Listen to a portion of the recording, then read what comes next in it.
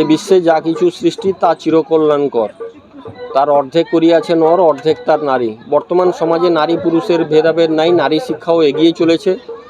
বর্তমান দিনে মায়েরা, মেয়েরা, বোনেরা, দিদিরা কেউ নৌবাহিনীতে কর্মরত, কেউ বিমান বাহিনীতে, কেউ সেনাবাহিনীতে, কেউ পুলিশে জব করছেন, কেউ অ্যাডভোকেট, কেউ আবার স্কুলে জব করছেন। বিভিন্ন পেশায় তারা কর্মরত।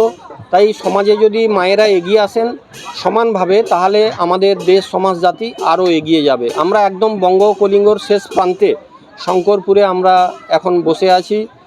জামরা শঙ্করপুর আমরা কজন ক্লাবের ব্যবস্থাপনা আয়োজনে অষ্টম মহাপ্রভু চৈতন্যদেবের অষ্টম প্রহর হরিনাম যজ্ঞ সহ অন্ন মহোৎসব দোল উৎসব 2026 আমি এলাকাবাসীর কাছে আহ্বান জানাবো, এই স্বেচ্ছাসেবী সংস্থাকে আপনারা সব রকম সহযোগিতা আশীর্বাদ করবেন।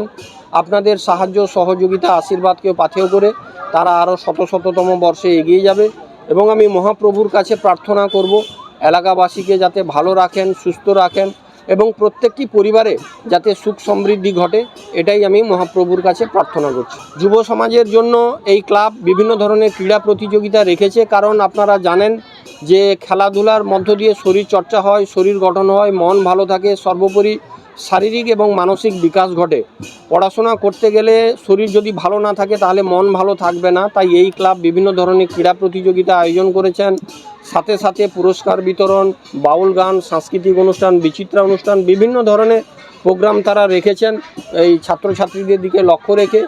এবং এলাকাবাসীকে আনন্দ দেওয়ার জন্য বিভিন্ন ধরনের তারা অনুষ্ঠানও রেখেছেন।